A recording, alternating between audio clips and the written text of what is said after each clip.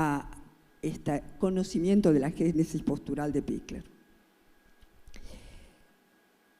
Por lo tanto, es muy importante no tener al niñito ahí,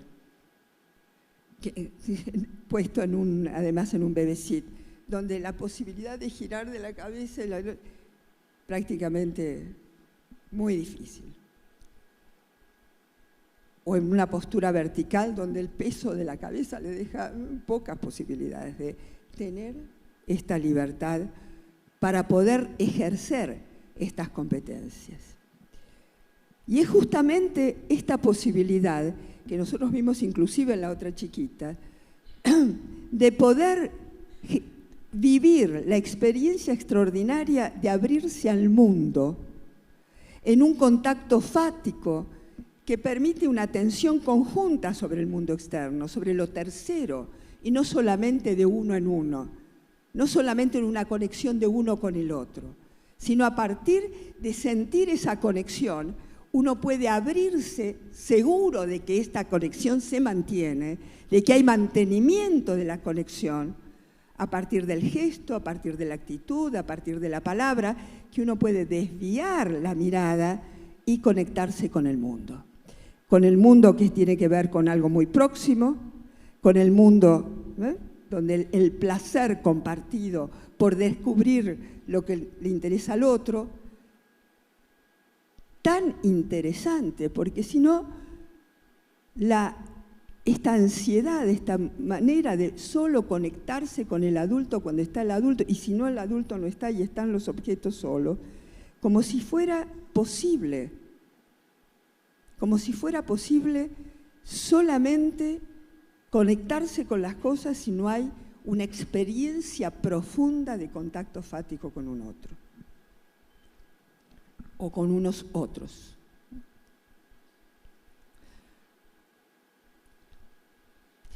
Toda comunicación, y con esto voy a ir tratando de cerrar, presupone el establecimiento de un contacto fático entre interlocutores, que tiene una densidad emocional. Ese contacto no es indiferente, no es que solamente banal. Yo utilizo siempre esta foto, no sé si se ve bien, pero pensar en este contacto entre estos niños, esta mirada de este niño sobre el objeto. Ustedes lo ven acá, el rostro, ¿no? La inclinación de la cabeza, cuando hablamos de las posturas, de la organización postural, la mano que está acá a la altura de la cabeza, no está más adelante, no está más atrás, lo sostiene, pero está acá. Está diciendo claramente, ustedes lo ven, me interesa, por lo menos, quiero, lo quiero.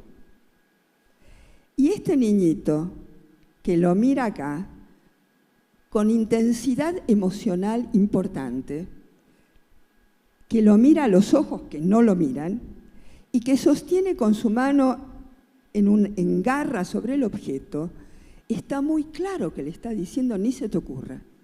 Esto mío.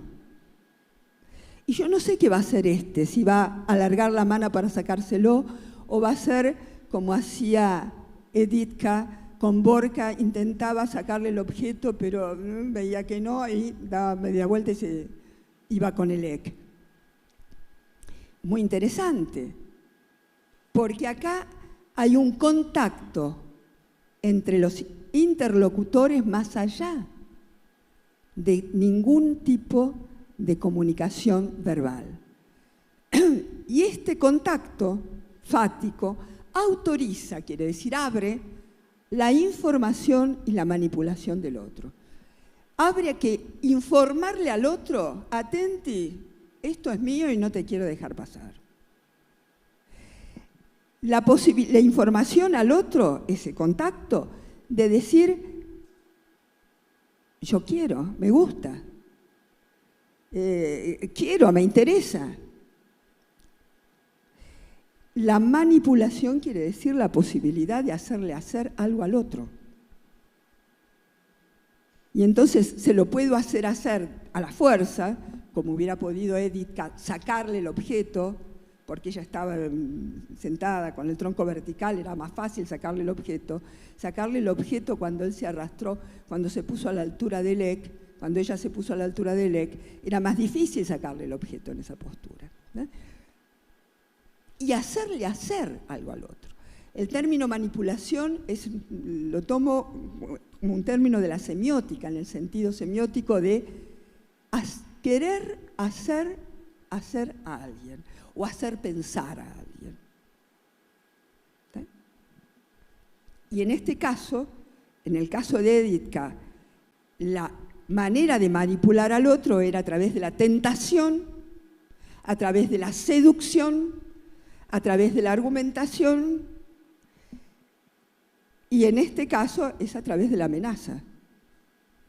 Ojo, esto claramente, la mirada del otro, no te acerques. Es decir, que los instrumentos para operar, para hacerle hacer o no hacer al otro, pueden ser de distintos tipos. Y acá es muy claro el tipo de instrumentos que los niños van utilizando, ¿no? Ese contacto fático, el acercarse, me acerca, me interesa, compartimos. Es decir, que el contacto fático está en el origen del acceso al lenguaje. Y no hay acceso al lenguaje si no hay contacto fático, o está muy perturbado. Y insisto en esto porque uno de los problemas fundamentales del autismo infantil es que a los autistas les falta muchas veces, tienen dificultad en establecer un contacto fático. Y si no hay contacto fático, el otro es un instrumento, es otra cosa, pero no hay contacto fático y por lo tanto no hay comunicación, no hay posibilidad de conexión, de enganche, ¿no? Y yo no hablo ya del lenguaje verbal, estoy hablando de comunicación, de poder entender, de poder hacer signos, de poder transmitir empáticamente, inclusive, transformar empáticamente un terreno de signos con el otro, compartir un terreno de signos con el otro, o tienen una extremada dificultad. ¿Cómo viene entonces después? ¿Cómo pasa para que estos niñitos puedan entrar en el campo simbólico? Hay un elemento fundamental que nosotros hemos analizado muchas veces, y es que la etapa de la construcción de la imagen en el espejo y del reconocimiento de su imagen en el espejo, que dura muchísimo tiempo, no es el único instrumento, pero es uno de los instrumentos fundamentales que permiten al niño la entrada en el mundo simbólico. Porque reconocer que esta imagen, que está reflejada, no es otro niño. Acá, a esta edad, en esta niñita no hay ninguna posibilidad que ella reconozca que es su propia imagen reflejada. De hecho, cuando ve que hay un niñito acá, se acerca, trata de tocarlo. Muchas veces ustedes van a ver en otros que cuando la imagen está en un espejo por ahí separado de una pared, el niño va a buscar detrás del espejo el niño que ve desde ahí adelante. Es decir, que la posibilidad de darse cuenta de que esa imagen del espejo es el mismo, es una construcción progresiva sumamente compleja y que lleva muchísimo tiempo. Tanto es así que a veces a los 2 años, inclusive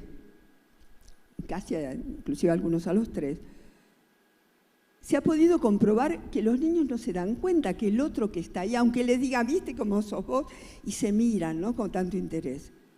Y la prueba que han creado para darse cuenta si el niño sabe o no sabe que es el mismo, en algunos casos, que por ejemplo ven a un niñito que se está mirando en el espejo y le pintan un lunar en la nariz, ¿no? O le pintan la nariz o la frente. Y cuando el niñito ve esa mancha, va a tocarle al espejo, quiere decir que él no sabe que esa imagen es él. Porque el niñito que ha construido que esa imagen reflejada es el mismo y tiene que ver con la construcción del esquema corporal, con la imagen, con todo lo que ustedes quieran, después de la construcción del sí mismo, él se ve en el reflejado y se toca la propia frente o la propia nariz. Va a sacarse la pintura o a tocarse la pintura de la nariz. ¿Se entiende esto? Y al año eso no pasa. Si ustedes ponen un espejo delante del niño, va a hacer eso, va a tratar de tocarlo. Y este que tiene 2 años y más, tal vez, no mucho más, pero sí 2 años, y unos pocos meses tal vez, fíjense, todavía toca el espejo, como buscando encontrar la mano de esa mano que se acerca. Y con asombro observa de que ¿es o no es él? Esa pregunta, ¿es él? Porque sabe que es él, se mueve, ¿no? Sabe que es él, pero ¿sabe realmente qué es? ¿Cuál es la convicción de que es él? Y esto es fundamental para abrirse al mundo simbólico. Porque ¿qué es un símbolo finalmente? El símbolo es una cosa que tiene una estructura, pero que no es al mismo tiempo. Que simboliza significar que representa, pero que no es aquello que representa. La capacidad de recortar, de reconocer signos, muy temprana, nosotros lo vimos de inmediato. Yo iba a entender que pasa tal cosa, que anticipa a una otra, pero el signo, ¿no? El significante en esa estructura y el significado del signo están pegados, están unidos, no hay significante aislado del significado. Lo mismo, cuando viene con la mamadera es que yo voy a comer, es eso. Significado, significante, pegado. Eso constituye el signo. En el símbolo, el significante se ha independizado del significado.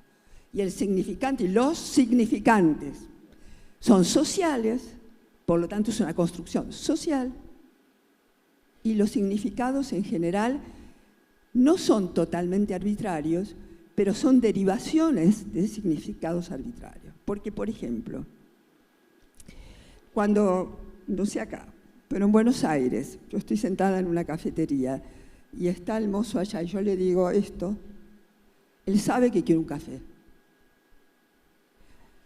Es arbitrario que esto, porque esto es un café. No tiene nada que ver con el café. Es chico, grande, gracias. Es solo eso. Por lo tanto, es arbitrario, social. Para poder conectarse con el mundo de los símbolos, para poder pensar en símbolos, para poder aprender en símbolos, con símbolos. Y todo nuestro aprendizaje escolar y todo nuestro aprendizaje social son símbolos.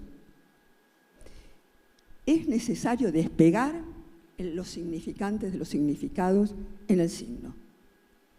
Y si no hay esa capacidad de darse cuenta de que este niñito que está reflejado no es él, sino la imagen de él, porque él está acá de este lado del espejo y no del otro, como Alicia en el País de las Maravillas, no es posible.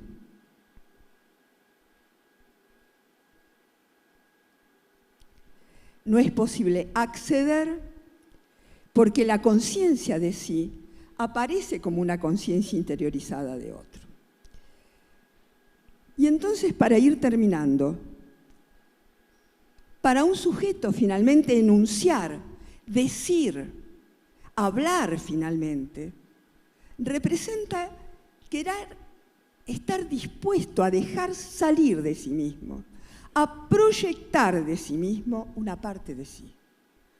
Uno no puede dejar salir lo que no tiene, pero además tiene que querer dejar salir, permitir dejar salir, no tener miedo de dejar salir una parte de sí.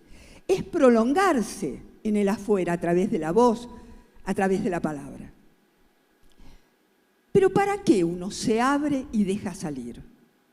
Uno se abre y deja salir para llegar, para tocar, para rozar, para penetrar, para mover, para conmover. ¿Pero a quién? Decir para persuadir, como decía. Decir con la mano para persuadir a Borja que no deje el objeto, pero no lo logró. ¿A quién? ¿Para qué? ¿Para quién yo voy a dejar que salga de mí la palabra o el gesto? Y todos nosotros tenemos esta extraordinaria experiencia de que nos dicen, bueno, ¿qué piensa? Y uno se queda callado y está mirando a ver si deja salir algo o no deja salir algo.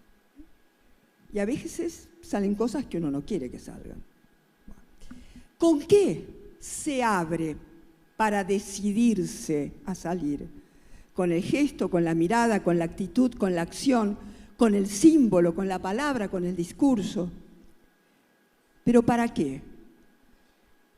Porque uno tiene la intencionalidad de provocar un efecto en el otro. Porque si uno piensa que solo le llueve al otro, si o le entran por un oído y le sale por el otro, o ni le roza al otro, uno no habla, uno no hace, uno no comunica. Por lo tanto, no solamente uno se tiene que sentir seguro, suficientemente seguro de sí mismo y seguro del otro, para poder dejar que salga y rozar, intentar penetrar, intentar mover y conmover, sino que además tiene que haber un otro que esté dispuesto a moverse, a conmoverse, a hacer algo con aquello que uno dejó salir de uno. De la misma manera que escuchar es abrirse, es acoger al otro, es moverse, conmoverse con el gesto, con la actitud, con el discurso corporal o con la palabra del otro. Porque nadie escucha si no se siente suficientemente seguro de sí mismo y del otro. No puede escuchar. Le dice, no me entiende, le hablo y no me entiende, porque uno no puede escuchar. Aunque sepa cognitivamente tantas cosas. Pero también escribir es dejar salir algo de sí. Escribir, en principio, es reconocer la ausencia, es reconocer la separación. Yo le escribo algo a alguien porque no está acá, porque si no se lo digo. Escribir es, en principio, reconocer la ausencia, la separación, inclusive la soledad. Escribir es dejar salir, dejar partir de sí el trazo. Ahora, ¿para quién? ¿Para que el otro lo tome? ¿Para que lo guarde? ¿Para que lo tire? ¿Para que lo meta uno arriba del otro? ¿Para qué? ¿Cuál es la intencionalidad con la que uno deja salir el trazo? De la misma manera que leer las palabras del otro también significa abrirse a quién, dejarse tocar, dejarse llevar. ¿Pero por quién? Leer es dejarse penetrar por algo que otro hizo y que no está ahí, porque si no uno no lee, lo escucha en todo caso. ¿Se entiende? Por lo tanto, el acto de lectura no es solo un acto cognitivo, mero resultado del aprendizaje confiado a pedagogos, sino que constituye una etapa decisiva de la psicogénesis del sujeto, de la ontogénesis. El acto de hablar forma parte de la psicogénesis, y no solo de la etapa madurativa, pero también con la etapa.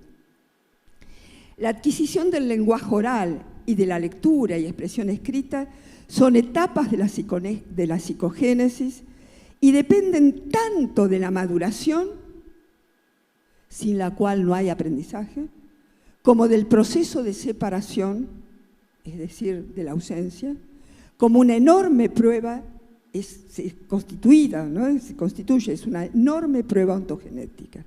Es una enorme prueba madurativa, es una enorme prueba de constitución del sujeto de subjetividad, de su subjetividad. Y esto es muy importante Porque entonces uno no enseña ni aprende a leer o a escribir, o a hablar o a escuchar, más que en una situación fundamentalmente vincular, fundamentalmente de placer. Porque si esto no da placer, uno no escucha, no habla, no escribe y no lee. Importante entender que la adquisición del lenguaje oral y de la lectura y expresión escrita son etapas de la psicogénesis y que dependen de la maduración tanto como del proceso de separación, como de la distancia. Porque si el otro está ahí fusionado, confusionado conmigo, tocado, no hay, habrá mucho placer, pero no hay ninguna necesidad de distancia para poder hablar, para poder mostrar, para que el gesto tenga sentido. Y si no hay ausencia, no hay escritura. Por lo tanto, como conclusión, una frase que para nosotros es uno de los principios: la maduración precede al aprendizaje. Y nadie puede aprender nada para lo cual no está maduro. Porque estos aprendizajes, como vieron, somos muy integrales. Van captándose elementos sincréticos, son globales, son sincrónicos, tienen un desarrollo, tienen una narratividad. ¿Cómo yo puedo armar un programa para enseñarle algo que no tiene sentido? Que no penetra, que no mueve, que no conmueve al otro. O que yo sé que no le conmueve, sino que es algo mecánico y que por lo tanto uno, como quien sabe, lo aprende y lo olvida. O no lo aprende, en realidad lo repite, le dura un ratito en la memoria y lo olvida. Como todo lo que hemos aprendido en la escuela secundaria y que hemos estudiado como locos para rendir un examen, el examen nos sacamos 10 y salimos de ahí, no sabíamos ni qué materia habíamos dado. Anticipar los aprendizajes, por lo tanto, es anticipar los fracasos. Anticipar los aprendizajes tratando de forzar un equipamiento que no está maduro, que no está preparado, que no está abierto, que no está interesado, que no siente placer por eso que uno le está o está proponiendo en este ambiente que se abre para activar o para bloquear. Cuando uno no está maduro, todo lo que le viene bloquea porque va a actuar sobre una estructura que no está madura y que por lo tanto va a crear desconcierto y displacer y excitación tal vez, y tal vez por irradiación, porque el otro se está riendo, uno se ríe y entonces se confunde, tiene placer pero no tiene placer.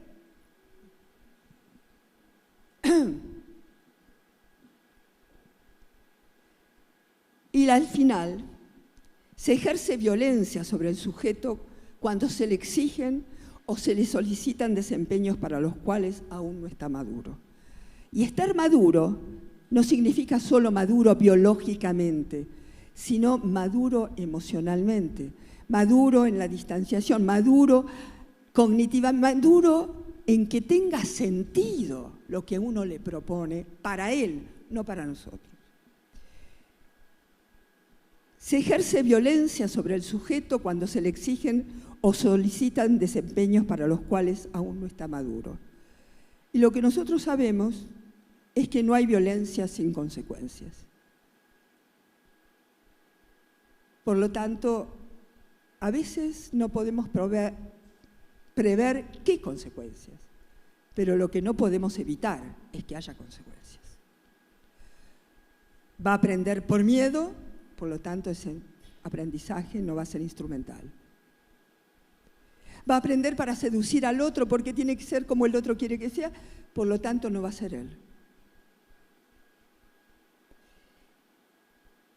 No hay violencia sin consecuencias. Gracias.